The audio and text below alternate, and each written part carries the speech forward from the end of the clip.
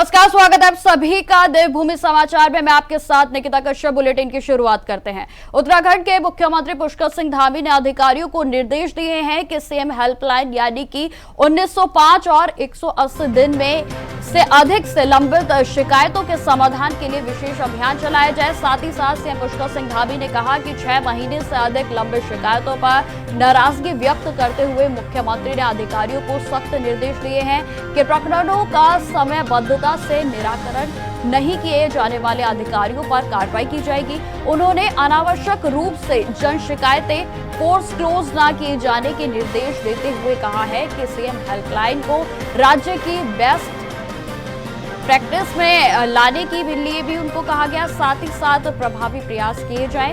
वहीं से पुष्कर सिंह धामी ने सभी जिला अधिकारियों को निर्देश दिए हैं कि जन समस्याओं के शीघ्र ही निस्तारण के लिए जनता दर्शन, तहसील दिवस और बीडीसी का नियमित आयोजन किया जाए। पुलिस और प्रशासन के द्वारा मिलकर अतिक्रमण और वेरिफिकेशन अभियान और प्रभावी रूप से चलाए जाए। साथ ही साथ उन्होंने निर्देश दिए कि प्रत्येक जनपद में 2-2 गाँव को आदर्श ग्राम बनाने की दिशा में तेजी से कार्य किया जाए और इसके लिए सभी जनपदों में शीघ्र नोडल अधिकारी बनाए जाए। ये तमाम दिशा निर्देश सीएम पुष्कर सिंह धामी को अधिकारियों को दिए गए हैं और जिसमें लगातार आपको बताते चले कि सीएम पुष्कर सिंह धामी की ओर से तमाम विभागों पर अपनी नजर बनाई गई है।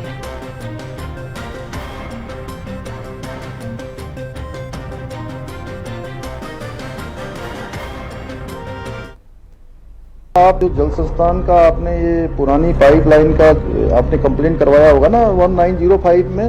जी सर। तो क्या है अभी, क्या उसमें हो गया काम, नहीं हुआ अभी? आज एक्शन साहब ने कॉल किया था मुझे जी और ये कहा कि 1 हफ्ते के अंदर हम कर देंगे। शिकायत है इनकी यहाँ की उत्तरकाशी की। बताइए एक्शन साहब, क्यों नहीं आपने बात करी पहले तक उपेंद्र जी से? आपके यहाँ पर और कितनी लंबित है ऐसे मामले? कितने दिन में समाधान होने के लिए आपको बताया है? मुझे सर 7 दिन में कहा सर 1 हफ्ता में करवा देंगे। 1 हफ्ते में हो जाएगा डीएम साहब? तो मैं इनको बोल दूंगा 1 हफ्ते में हो जाएगा। ठीक है सर, धन्यवाद सर, बहुत बहुत आपका। बहुत धन्यवाद आपका। नमस्ते। नमस्ते सर। सीएम हेल्पलाइन में कंप्लेंट लिखवाई थी ना, इसमें स्ट्रीट लाइट काफी दिनों से खराब है करके, आपकी ठीक हो गई कि नहीं हुई? जी सर, ठीक हो गई वो। आपने कब लिखवाया था ये? कल कॉल आई थी मेरे पास, नगर निगम से भी आई थी और आपके अधिकारी को भी आई थी। चलिए, अब आप संतुष्ट है ना? जी सर। ठीक है, आपका बहुत धन्यवाद। Okay sir, thank you. नमस्कार अमित सर। नमस्कार सर। कैसे हैं आप? बढ़िया सर, आपकी तो दुआ है सर, बहुत अच्छा चल रहा है साहब आपकी तरफ से। वो हमारे घर पे, मैं पहाड़ पिथौरागढ़ से रहता हूँ सर। गांव में हर एक घर पे पानी आ रहा है, सवेरे से शाम दोनों टाइम मिलता है हमको। जल जीवन मिशन में आ रहा है, हर घर नल से जल। जी सर, बिल्कुल बराबर पानी आ रहा है सर, 2-2 घंटे आता है, जरूरत से ज्यादा पानी आ रहा है सर अभी। तो जैसा कि आपने देखा कि शिकायतकर्ताओं से सीएम पुष्कर सिंह धामी ने स्वयं फीडबैक लिया है और साथ ही साथ उनसे मोबाइल फोन पर बातचीत भी की गई और जिसमें आप साफ तौर पर देख सकते हैं कि इस समय सीएम पुष्कर सिंह धामी का पूरे एक्शन मोड में है और जहां अधिकारियों के बैठक के साथ साथ समय पर सभी की शिकायतों के निस्तारण के तमाम दिशा निर्देश उनकी ओर से दिए गए हैं। और आपको बताते चले कि प्रदेश भर में इसी तरह से पूरे तरीके से सभी विभागों को अलर्ट मोड पर किया गया है और सीएम पुष्कर सिंह धामी ने साफ तौर पर निर्देशित किया है कि सभी शिकायतों का समय रहते निस्तारण किया जाए। इसी खबर पर अधिक जानकारी के साथ देहरादून से हमारे साथ अभय कैंतुरा जुड़ गए हैं। तो अभय, जिस तरीके से सीएम पुष्कर सिंह धामी पूरे तरीके से एक्शन मोड में नजर आ रहे हैं, क्या कुछ जानकारी आपके पास? बिल्कुल, ये कह सकता है कि मुख्यमंत्री पुष्कर सिंह धामी अब पूरी तरीके से अधिकारियों को उनकी कार्यशैली में बदलाव लाने के निर्देश यहाँ पर दे रहे हैं। यानी जो अधिकारी फील्ड में काम करते हैं, अगर उनकी तरफ से अपने कार्यों में लापरवाही बरती जाती है तो फिर आने वाले दिनों में उन अधिकारियों के ऊपर कार्रवाई होती भी नजर आएगी। मुख्यमंत्री पुष्कर सिंह धामी ने जो सीएम हेल्पलाइन की जो समीक्षा होती है, जिस पर जनता अपनी शिकायतों के निदान के लिए अपनी शिकायतें उस पर डालती हैं, उसकी सीधी समीक्षा यहाँ पर करी है। क्योंकि मुख्यमंत्री पुष्कर सिंह धामी ने अधिकारियों को दिशा निर्देश दिए कि तय समय पर जो अवधि होती है, जो शिकायतों की जो अवधि होती है, उसका अगर निस्तारण नहीं होगा तो फिर जनता की इन्हीं शिकायतों पर उन अधिकारियों के खिलाफ यहाँ पर कार्रवाई की जाएगी जो अपने कर्तव्यों का निर्वहन करने में लापरवाही बरतते हैं। ये कह सकता है कि मुख्यमंत्री पुष्कर सिंह धामी ने समीक्षाओं के दौरान सीधे तौर पर जनता से बातचीत करी। जिन लोगों ने मुख्यमंत्री से अपनी समीक्षा अपनी शिकायतें यहाँ पर की थी, उनसे उनका पूरा फीडबैक यहाँ पर लिया और कहा कि कितने दिनों में उनकी इन शिकायतों का निस्तारण हुआ, क्या अधिकारियों की तरफ से सिर्फ निचला स्तर के अधिकारियों को ही भेजने का काम वहाँ पर किया जाता है या स्वयं अधिकारी भी उनका फीडबैक वहाँ पर लेते हैं। उन सब चीज़ों को जानने का काम मुख्यमंत्री ने यहाँ पर किया है। ये कह सकते हैं कि मुख्यमंत्री पुष्कर सिंह धामी ने इस दौरान लापरवाही बरतने वाले अधिकारियों को भी फटकार लगा देने का काम यहाँ पर किया। साथ ही अधिकारियों को दिशा निर्देश दिए कि अगर किसी भी शिकायत पर 6 महीने से ज़्यादा का समय यहाँ पर लगता है, 6 सप्ताह से ज़्यादा का समय यहाँ पर लगता है, तो फिर ऐसे अधिकारी के खिलाफ कार्रवाई स्वयं शासन के स्तर पर की जाएगी, क्योंकि ये कह सकते हैं कि जो सर्विस जो रिकॉर्ड होता है उस सर्विस रिकॉर्ड में उसकी बैड एंट्री के रूप में यहाँ पर इसे शामिल किया जा सकता है, जो आने वाले दिनों में उस अधिकारी या कर्मचारी के लिए पदोन्नति के रास्ते बंद कर सकता है, उनकी पदोन्नति में रोड़ा बन सकता है। इसलिए सभी अधिकारियों को जनता की जो समस्या है उनका प्राथमिकता के आधार पर निदान करना आवश्यक होगा और तत्परता के साथ उन समस्याओं का निदान करना जरूरी होगा। मुख्यमंत्री ने साफ तौर पर कहा है कि जब भी वो किसी जनपद के प्रवास स्तर पर जाते हैं तो इस दौरान जनता से सीधी बातचीत वहां पे करते हैं। जनता को देहरादून ना आना पड़े, उसके लिए जिला प्रशासन के अधिकारियों को पहले स्तर पर काम करने की आवश्यकता है। उसके बाद अगर शिकायत बड़ी होती है तो फिर शासन स्तर पर उनका संज्ञान यहाँ पर लिया जा सकता है और उसके लिए बाकायदा कह सकते हैं कि चाहे वो जिला स्तर के हों या शासन स्तर के हो, सबके नोडल अधिकारी यहाँ पर नामित कर दिए गए। और जिस प्रकार से मुख्यमंत्री हेल्पलाइन से ये सीधे तौर पर यहाँ पर शिकायतें आती है, अगर उनके निस्तारण में किसी प्रकार से कोई अधिकारी या कर्मचारी ढिलाई बरतता है, लापरवाही बरतता है, तो फिर अधिकारी और कर्मचारी के खिलाफ शासन स्तर पर कार्रवाई के निर्देश यहाँ पर दिए जाते हैं। पूर्व में भी इस तरीके के कई उदाहरण यहाँ पर देखने को मिले और अब मुख्यमंत्री पुष्कर सिंह धामी ने साफ तौर पर तय समय में ऐसे अधिकारियों कर्मचारियों को जनता की शिकायतों का निदान करने के लिए कह दिया। अगर उसमें लापरवाही बरतते तो फिर समझा जा सकता है कि उनके ऊपर दोहरी कार्रवाई यहाँ पर हो सकती है। एक, उनके निलंबन की कार्रवाई यहाँ पर शासन स्तर पर की जा सकती है। दूसरा, उनका जो सर्विस रिकॉर्ड है, जो सर्विस जो बुक होती है, उसमें बैड एंट्री के रूप में उसे शामिल किया जा सकता है, जो आने वाले दिनों में उनके लिए और कई तरीके की मुश्किलें खड़ी कर सकती है। जी, अब अगर शिकायतों की बात की जाए तो किस विभाग से सबसे ज्यादा शिकायतें जो है वो सामने आई हैं? देखिए, ग्रामीण स्तर पर जो शिकायतें होती है वो राजस्व से जुड़ी हुई शिकायतें होती है। उसके अलावा बिजली, पानी, सड़क की सबसे ज्यादा समस्याएं वहां पर होती है। इसीलिए जल जीवन मिशन के अंतर्गत अधिकारियों को साफ तौर पर ज्यादा कार्य करने के लिए, एहतियात बरतने के लिए यहाँ पे कहा गया, क्योंकि जनता की जो शिकायतें हैं उस शिकायतों का अगर उस निस्तारण में देरी होती है तो फिर अधिकारियों कर्मचारियों के खिलाफ कार्रवाई हो सकती है। क्योंकि पूरे उत्तराखंड में इस समय कह सकते हैं कि जल जीवन मिशन के तहत हर घर को नल से जोड़ने का काम यहाँ पर किया गया। अगर उस नल में पानी नहीं आ रहा तो फिर संबंधित विभाग की लापरवाही वहां पर कही जा सकती है। अगर उस पर शिकायतों के निस्तारण में देरी होती है तो फिर ये अधिकारी कर्मचारी के लापरवाही के रूप में उसे माना जा सकता है और उसके खिलाफ कार्रवाई यहाँ पर होगी। इसके अलावा सड़कों की सबसे ज्यादा समस्या यहाँ पर देखने को मिल रही है। साथ ही राजस्व विभाग के जो कार्यशैली है उसमें जिस प्रकार से शिथिलता यहाँ पर देखने को मिलती है, उसके खिलाफ भी कई शिकायतें यहाँ पर देखने को मिल रही है। मुख्यमंत्री पुष्कर सिंह धामी ने सभी संबंधित विभागों को निर्देश यहाँ पर जारी किए। मुख्य सचिव आनंद वर्धन के माध्यम से निर्देश यहाँ पर जारी हो रहे हैं कि अगर इस प्रकार की लापरवाही या शिकायतें दोबारा से यहाँ पर देखने को मिलती है, सुनने को मिलती है, तो फिर ऐसे अधिकारियों कर्मचारियों के खिलाफ यहाँ पर कार्रवाई की जाएगी।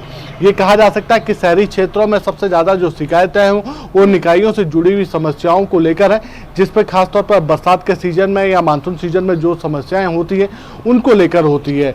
ऐसे में कुछ ये कह सकते हैं कुछ शिकायतें ऐसी यहाँ पर देखने को मिली है, वो शिक्षा स्वास्थ्य से जुड़ी हुई थी कि स्कूलों की हालत जर्जर हालत है या फिर अस्पतालों में डॉक्टर्स की कमी देखने को मिल रही है, खासतौर पर विशेषज्ञ डॉक्टरों की, उसको दूर करने के निर्देश यहाँ पर दिए गए हैं। जी ठीक है, अब आप लगातार हमारे साथ बने रहें, हम दोबारा से आपके पास आएंगे। फिलहाल खबरों में आगे बढ़ते हैं। उत्तराखंड उच्च न्यायालय में आज पंचायती राज चुनावों को लेकर फिर से सुनवाई होनी है। आपको बताते चले कि बीती सुनवाई में सरकार ने न्यायालय को जिला पंचायत, क्षेत्र पंचायत और साथ ही साथ ग्राम प्रधान के सभी सीटों पर पुराना और नया विवरण दिया था। तो वहीं आपको बताते चले कि विपक्ष के अधिवक्ताओं ने न्यायालय को आरक्षण में अनियमितता की विस्तार से जानकारी दी। न्यायालय में मामले को शुक्रवार यानी आज सुनवाई के लिए जारी रखा गया था। तो वहीं आपको बताते चले कि हाईकोर्ट के अधिवक्ता योगेश पंचोलिया ने खंडपीठ से कहा था कि जिस आधार पर सरकार चुनाव करा रही है उस रिपोर्ट को अब तक पब्लिक डोमेन में नहीं डाला गया, क्योंकि उसके आधार पर कोई भी अपनी आपत्ति दर्ज करेगा।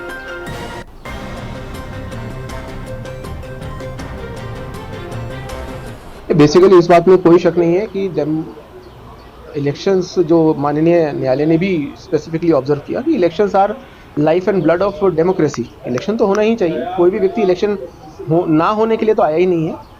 याचिकाकर्ता भी इसलिए आए कि जो इलेक्शन आप करवा रहे हैं जल्दी से जल्दी कराएं और बिल्कुल प्रक्रिया अनुसार कराएं। अब इशू खाली इतना ही है, जो याचिका में भी स्पेसिफिकली प्लीडेड है कि ये आप प्रथम चरण नहीं मान सकते, क्योंकि इससे पहले भी चरण जो हैं वो यूपी के समय से चल रहे हैं और ये 5वां चरण ही होना चाहिए आप ही के अनुसार। और अगर ये 5वां चरण होगा तो आप 5वें चरण के अनुसार रिजर्वेशन लगाइए। आप एक ऑफिस मेमोरेंडम के द्वारा इसको प्रथम चरण नहीं मान के कर सकते, क्योंकि अगर आप प्रथम चरण मानेंगे तो फिर रोटेशन जैसी तो कोई चीज़ ही नहीं है। रोटेशन तो होता ही तब है जब चरण दूसरा है। इस बात पे और इन्होंने एक चार्ट हमें कुछ प्रस्तुत किए हैं, उसको हमने थोड़ा पढ़ने के लिए समय लिया है, उसको पढ़ के फिर माननीय न्यायालय के सामने कल ये मुकदमा फिर से सुनवाई के लिए, बहस के लिए रखा। तो लगातार हमारे साथ खबर पर अभय कैंतुरा जी जुड़े हुए हैं। तो अभय, जिस तरीके से उत्तराखंड पंचायत चुनाव पर संशय अभी भी बरकरार है और आज फिर से हाईकोर्ट में सुनवाई होनी है, क्या कुछ आज खास हो सकता है? देखिए, सबसे बड़ी बात है कि पंचायत चुनाव पर जो संकट के बादल मंडरा रहे हैं वो अभी तक पूरी तरीके से छंटे नहीं है। हाईकोर्ट ने जिस तरीके से अपनी तल टिप्पणी यहाँ पर दी थी, उसके बाद ये कह सकते हैं कि जो पंचायती राज विभाग है उसकी कुंभकर्णीय निंदा यहाँ पर टूटी है। उनकी तरफ से कोर्ट में जो पहले ये कह सकते हैं गजट नोटिफिकेशन की जो प्रति होती है उसको जमा करने का काम यहाँ पर किया गया और उसके बाद जिस पर सबसे ज्यादा इस समय आपत्तियां नजर आई थी वो था आरक्षण का जो रोस्टर था उसको जमा करने का काम यहाँ पर किया गया। जैसे ही पंचायत सरकार के अधिवक्ता की तरफ से इसको वहां पर जमा करने का काम किया गया था, तो जो याचिकाकर्ता थे उनके जो अधिवक्ता थे उन्होंने इस आरक्षण रोस्टर को पढ़ने के लिए समय मांगा था।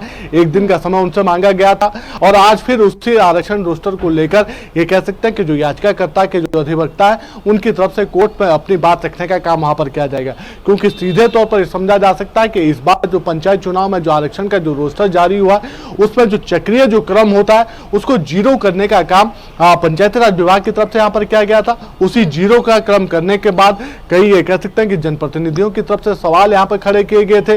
कोर्ट में सबसे ज्यादा जो याचिकाएं दाखिल की गई थी वो आरक्षण से संबंधित थी, जिसमें चक्रीय क्रम को जीरो करने का काम किया गया।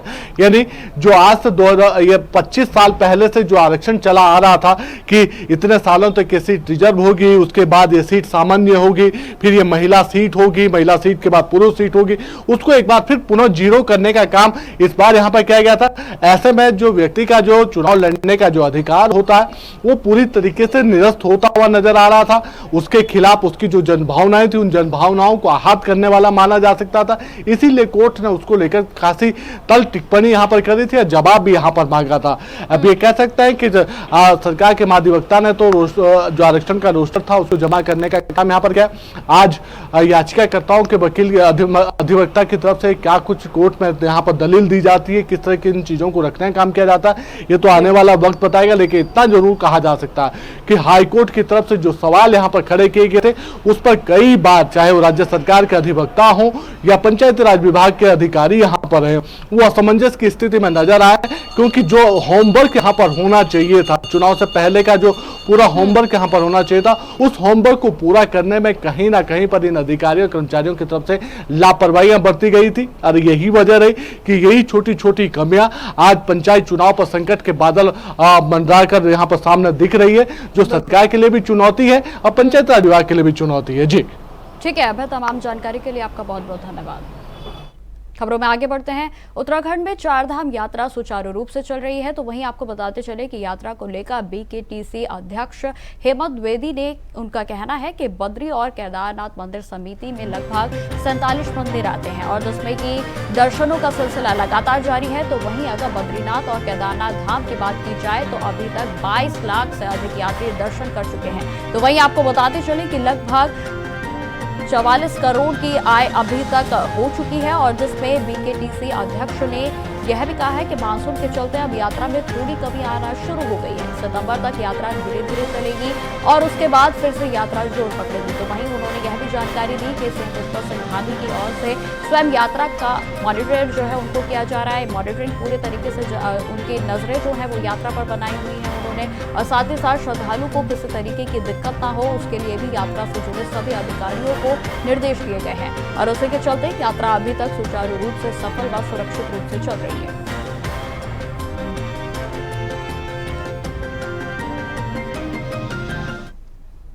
बीएड डिग्री धारक अभ्यर्थियों को सहायता अध्यापक और प्राथमिका के पद पर नियुक्ति देने वाले मामले में दायर राज्य सरकार की स्पेशल अपील पर सुनवाई के बाद 3 जजों की वृहद पीठ ने मामले को आगे की सुनवाई के लिए एक पीठ को भेज दिया है। आपको बताते चले कि यह मामला 2008 से सहायक अध्यापक के 31 पदों को हाईकोर्ट के निर्देश पर रिजर्व रखने का है। तो वहीं आपको बता दें कि मुख्य न्यायाधीश नरेंद्र, न्यायमूर्ति आलोक वर्मा और न्यायमूर्ति आशीष नेथानी की लर्जर बेंच ने समक्ष जो है इस मामले की सुनवाई हुई थी और मामले के अनुसार वर्ष 2006 में सरकार ने सहायक अध्यापक प्राथमिक शिक्षा की 1100 पदों पर भर्ती के जरिए विज्ञापन के जारी किए गए थे और जिसमें कि आपको बताते चले कि बीएड डिग्री धारक मनोज कुमार व कई अन्य के आवेदन लिए गए और लेकिन विभाग ने बीएड डिग्री को सहायक अध्यापक प्राथमिक शिक्षा के लिए योग्य नहीं माना और उन्हें नियुक्ति नहीं दी और इसको हाईकोर्ट में इसको चुनौती दी गई और जिसमें कि आपको बताते चले कि 2022 में हाईकोर्ट की एकल पीठ ने याचिकाकर्ताओं के पक्ष में आदेश पारित किया है और इसके खिलाफ सरकार ने खंडपीठ के समक्ष स्पेशल अपील तैयार की है। साथ ही साथ आपको बताते चले कि स्पेशल अपील पर सुनवाई के बाद 2 जजों की राय अलग होने के चलते याचिका वृहद पीठ को भेज दी गई थी और दूसरी ओर इसी तरह के एक मामले में सुप्रीम कोर्ट ने दिवेश शर्मा के केस में भी बीएड डिग्री को सहायक अध्यापकों को योग्य नहीं माना था। तो वहीं हाईकोर्ट की वृहद पीठ ने भी सुप्रीम कोर्ट के इस आदेश को क्रम में यह याचिका एकल पीठ को वापस भेजी गई थी। एकल पीठ के समक्ष जब इस तथ्य पर बहस होगी कि सुप्रीम कोर्ट का यह आदेश मनोज कुमार और अन्य के मामले में प्रवाहित होता है या नहीं।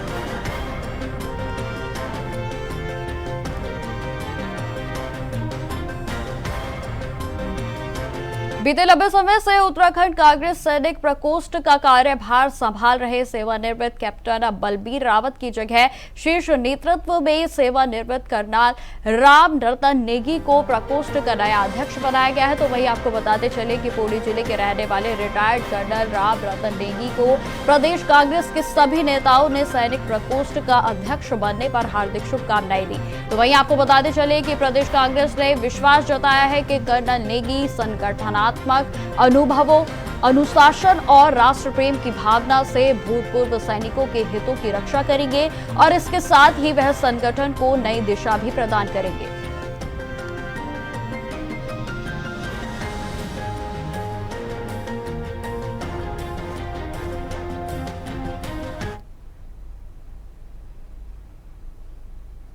खबरों में आगे बढ़ते हैं। विधानसभा छबरेड़ा के ग्राम नन्हेड़ा अनंतपुर में निर्माणाधीन सड़क को लेकर ग्रामीणों ने जबरदस्त आक्रोश व्याप्त है। तो आपको बताते चले कि ग्रामीणों ने सड़क निर्माण कार्य में भेदभाव का आरोप लगाते हुए जोरदार हंगामा किया। उनका कहना है कि ग्राम प्रधान कुछ खास लोगों को लाभ पहुंचाने के लिए सड़क को 3 फीट ऊंचा बना रहे हैं और जिससे बाकी लोगों के घरों और खेतों में पानी भरने का खतरा है। तो वहीं ग्रामीणों ने यह भी बताया कि उन्होंने कई बार प्रधान से सड़क को समतल बनाने की मांग की लेकिन उनकी बात नहीं सुनी गई। वहीं आरोप लगाए गए हैं कि विरोध करने पर प्रधान ने पुलिस बुलाने की भी धमकी दी। तो साथ ही साथ ग्रामीणों ने निर्माण कार्य में पारदर्शिता की कमी और भ्रष्टाचार की आशंका जताई है। तो वहीं ग्राम प्रधान ने सभी आरोपों को बेबुनियाद बताते हुए कहा कि विकास कार्य सभी के हित में किया जा रहा है और कुछ लोग झूठी राजनीति कर उनकी छवि खराब कर रहे हैं। अब प्रशासन की प्रतिक्रिया का इंतजार है।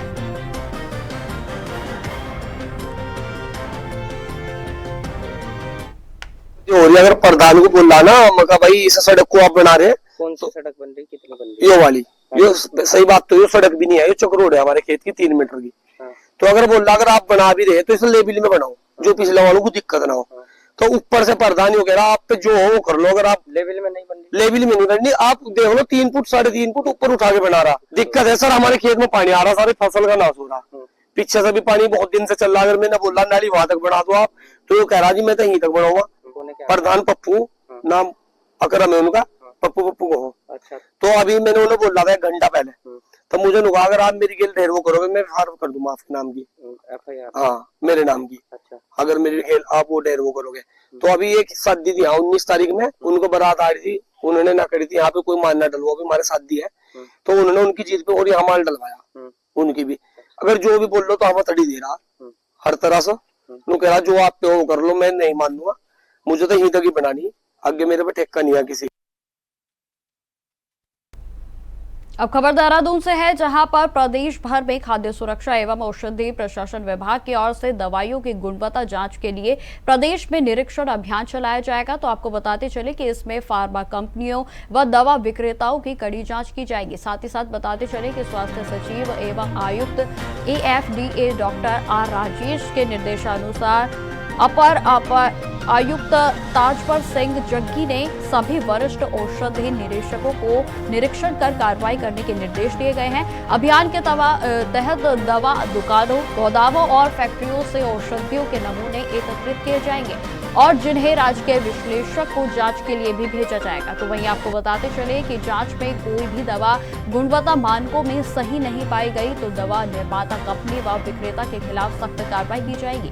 जन स्वास्थ्य के साथ ही किसी भी प्रकार का समझौता स्वीकार नहीं किया जाएगा और जिसमें जल्द ही प्रदेश भर में यह अभियान चलाया जाएगा।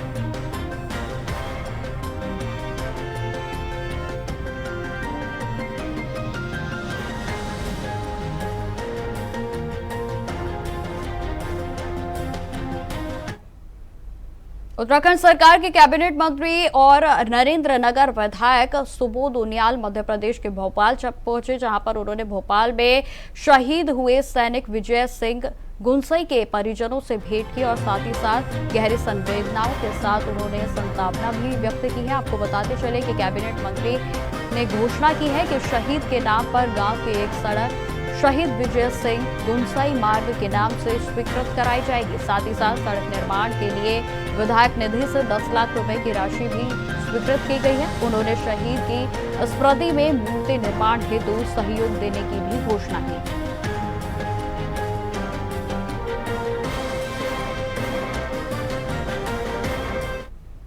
तो फिलहाल इस बुलेटिन में इतना ही। देश दुनिया की तमाम खबरों की जानकारी के लिए बने रहें हमारे साथ। नमस्कार।